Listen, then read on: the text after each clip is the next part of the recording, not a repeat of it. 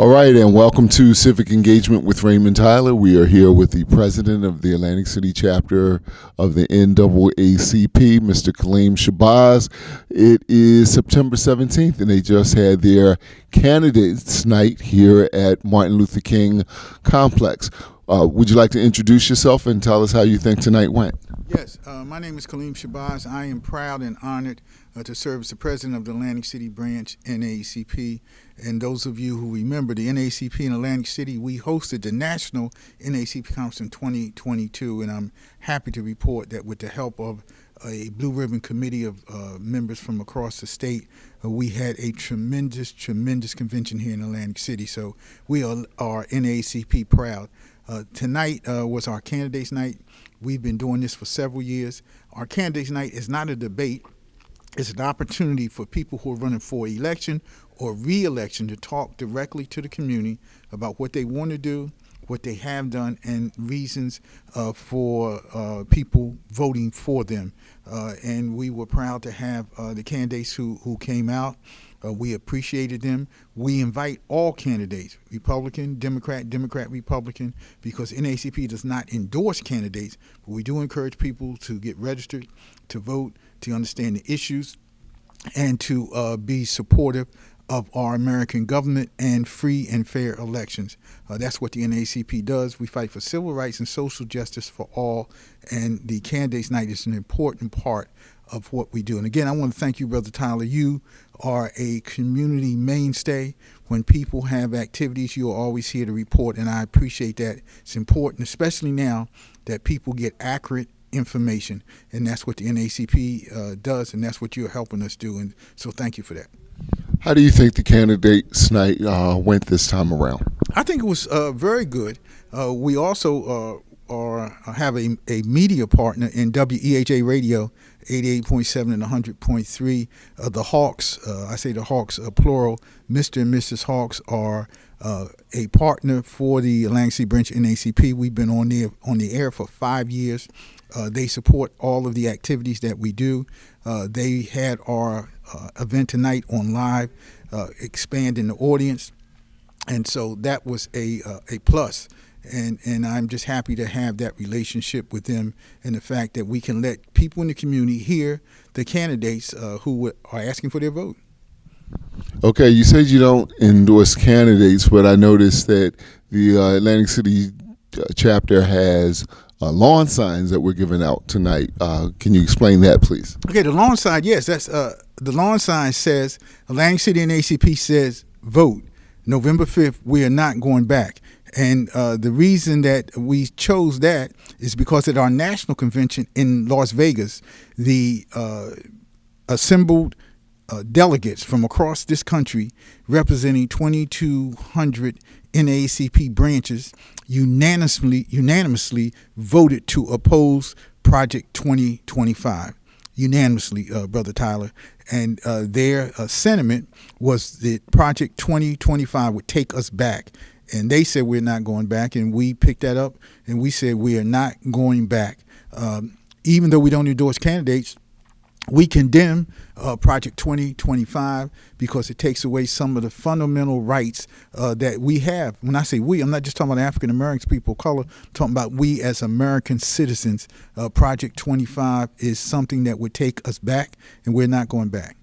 Is there a way that you can give us a snapshot version of what Project 2025 is? And we will be doing a special on that in the future. I'm going to invite you to come and discuss that in a little bit longer format. But can you give us a brief synopsis of what Project 2025 is? Okay, what Project 2025 is a 920-some page document put together by 100 conservative thinkers, scholars, and commentators.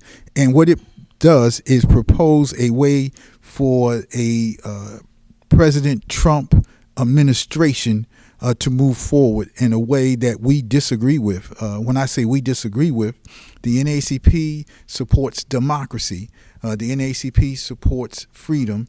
The NAACP supports justice, and Project 2025, with the many things they would eliminate, like eliminating Department of Education, severely cutting Medicare, Medicaid, Social Security. These kinds of draconian measures would hurt a great majority of citizens, especially people of color. That's why at our national convention I said we passed a resolution to condemn and not support Project 2025. And more than that, we are dedicated to letting people know what Project 2025 says. And these scholars, these conservative leaders, they have been working really for 50 years. They're the ones that overturned Roe versus Wade. They're the ones who are saying that they want to penalize women who have abortions. They're the ones saying that they want to have a check on women who have abortions and follow them across state lines and penalize them. The NAACP says, no, we disagree with that. That's why our yard sign says, vote November 5th. We're not going back. All right. At the last NAACP meeting, which people who listen to or check out AtlanticCityFocus.com can see the highlights from that at the website, you mentioned that one of the goals of the NAACP was to increase voter turnout in Atlantic City for the November 5th election by 10%. Can you talk to us about why that's important and what measures are being taken to increase voter turnout here in the city? Okay, let me take the second part first. We are registering people to vote, number one. We're distributing our yard signs, number two. We're going to be making phone calls, number three. We're going to be having postcards sent to voters, number four. We're going to be talking to our neighbors and our friends in our church, mosque, and synagogue congregants to encourage them to vote.